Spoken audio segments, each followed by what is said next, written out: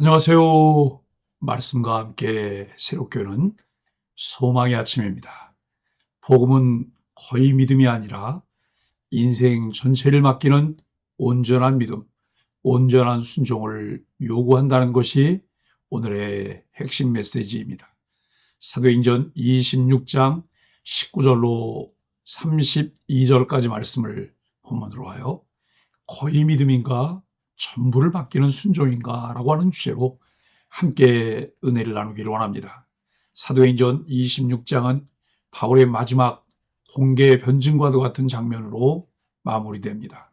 그는 더 이상 자신의 무죄를 증명하려 하지 않습니다. 오히려 자신의 삶 전체를 관통해온 하나님의 부르심과 은혜를 증언합니다.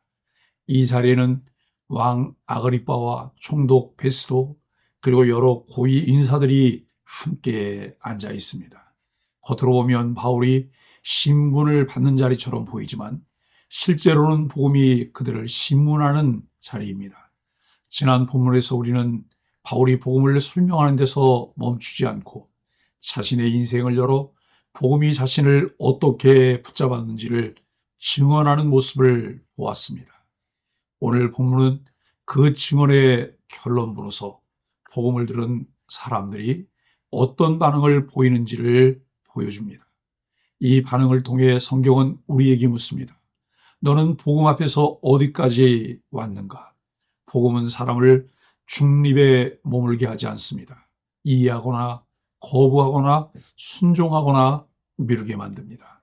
오늘 본문은 그 갈림길 위에 선 세 사람, 바울, 베스도, 아그리빠의 모습을 통해 우리의 신앙을 비추는 거울이 됩니다. 복음은 이해하거나 유보의 대상이 아니라 듣고 결단을 요청합니다. 오늘 본문에서 복음은 사람의 마음을 어떻게 드러내는가를 깨닫게 합니다. 첫째, 참된 믿음은 하늘의 부르심을 거스르지 않는 순종으로 증명됩니다. 바울은 자신의 신앙을 이렇게 요약합니다. 아그리빠 왕이여, 하늘에서 보이신 것을 내가 거스르지 아니하고. 이 고백은 바울의 인생 전체를 관통하는 핵심 문장입니다. 그는 자신이 택한 길을 말하지 않습니다. 오히려 하늘에서 보이신 것, 곧 하나님이 주도하신 부르심을 말합니다. 바울의 순종은 인간적인 결단의 결과가 아니라 하나님의 계시에 대한 응답이었습니다. 그는 다메섹에서 예수를 만난 후 점진적으로 신앙의 방향을 조정하지 않았습니다. 회심은 그의 삶을 단번에 바꾸었고 그 부르심은 곧 사명이 되었습니다. 그는 회개를 전했고 회개에 합당한 열매를 요구했으며 유대인과 이방인을 가리지 않고 복음을 선포했습니다. 그 결과는 고난이었습니다. 성전에서 잡히고 죽임을 당할 뻔했으며 끊임없는 위협 속에 놓였습니다. 그러나 바울은 그 고난을 실패나 예외로 해석하지 않습니다. 하나님의 도우심을 받아 오늘까지 서서라고 말합니다. 순종의 삶은 편안함을 약속하지 않습니다. 대신 붙들림을 약속합니다. 하나님이 붙드시는 사람은 상황에 의해 무너지지 않습니다. 참된 믿음은 결과로 증명되지 않고 끝까지 거스르지 않는 순종으로 증명됩니다. 하나님을 아는 바른 지식은 참된 가치를 따라 순종의 삶으로 꾸준하게 주와 동행하는 삶을 살아가게 합니다. 둘째, 복음은 이성의 한계를 넘어 삶의 결단을 요구합니다. 바울의 증언을 듣던 베스도는 이렇게 반응합니다. 바울아, 내가 미쳤도다. 내 많은 학문이 너를 미치게 한다. 베스도는 지식인입니다. 행정가이며 현실주의자입니다. 그의 세계관 안에서 부활과 계시, 사명과 하나님 나라는 받아들일 수 없는 이야기였습니다. 그는 바울의 말을 과도한 종교적 열정으로 판단합니다. 그러나 바울은 담담하게 대답합니다. 내가 미친 것이 아니오 참되고 온전한 말을 하나이다. 복음은 비이성적인 이야기가 아닙니다.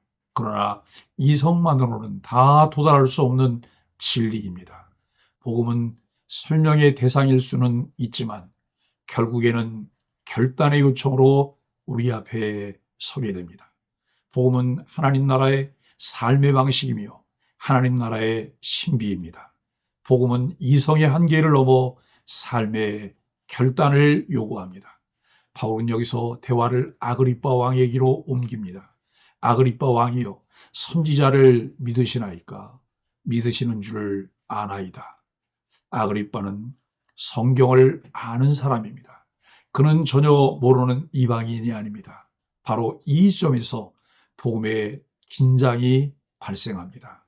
알고 있는 신앙이 순종하는 신앙으로 이어질 것인가 하는 문제입니다.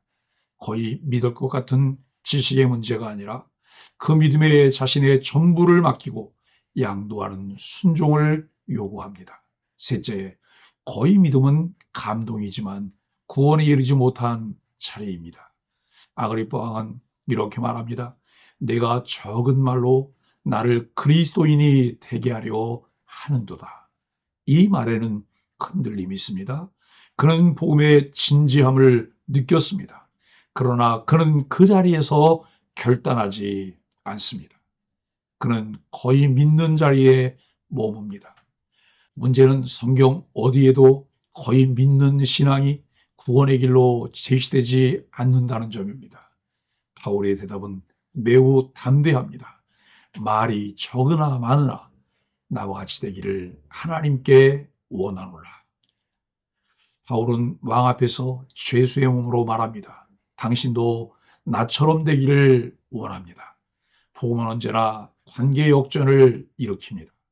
죄수와 왕의 구분을 무너뜨리고 모든 사람을 동일한 은혜의 자리로 초대합니다. 결국 사람들은 이렇게 말합니다. 이 사람은 사형이나 결박을 당할 만한 행사가 없다. 그들은 바울의 무죄는 인정했지만 복음은 받아들이지 않았습니다. 여기서 사도행전 26장은 가장 안타까운 결말로 끝납니다. 진리를 들었지만 삶을 맡기지 않은 사람들의 모습입니다. 참된 믿음, 온전한 믿음은 하나님의 은혜 아래 순복할 때만 가능합니다. 사랑하는 소망의 가족 여러분, 복음 앞에서 가장 위험한 자리는 거의라고 하는 자리입니다. 복음 앞에서 자신의 태도를 점검해 보아야 합니다. 전폭적으로 복음을 신뢰하는 사람인지 모호한 상태에 있는지 확인해 보아야 합니다. 바울은 고린도후서 13장 5절에서 고린도 교우들을 향해 너희는 믿음 안에 있는가? 너희 자신을 시험하고 너희 자신을 확증하라. 예수 그리스도께서 너희 안에 계신 줄을 너희가 스스로 알지 못하느냐? 그렇지 않으면 너희는 버림받은 자니라고 말씀합니다. 사도행전 26장은 오늘 우리에게 조용하지만 무거운 질문을 던집니다. 너는 복음을 어디까지 받아들였는가? 복음은 감동으로 끝나기를 원하지 않습니다. 이해로 멈추기를 원하지도 않습니다.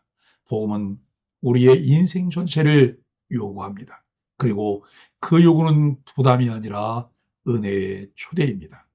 오늘 우리는 복음 앞에서 다시 선택해야 합니다. 미루는 믿음이 아니라 맡기는 믿음으로, 거의 믿음이 아니라 전부를 드리는 순종으로, 온전한 믿음의 사람으로 결단하는 소망의 가족들이 되기를 예수 그리스도 이름으로 간절히 축복합니다. 말씀으로 드리는 소망의 아침 기도입니다. 주님, 복음을 아는 데서 멈추지 않게 하시고 복음에 인생을 맡기는 믿음을 허락하여 주옵소서. 주저하는 마음을 거두어 주시고 오늘 주시는 부르심에 즉시 순종하게 하소서. 거의 믿는 자리에 머물지 않고 전부를 드리는 기쁨을 알게 하여 주옵소서.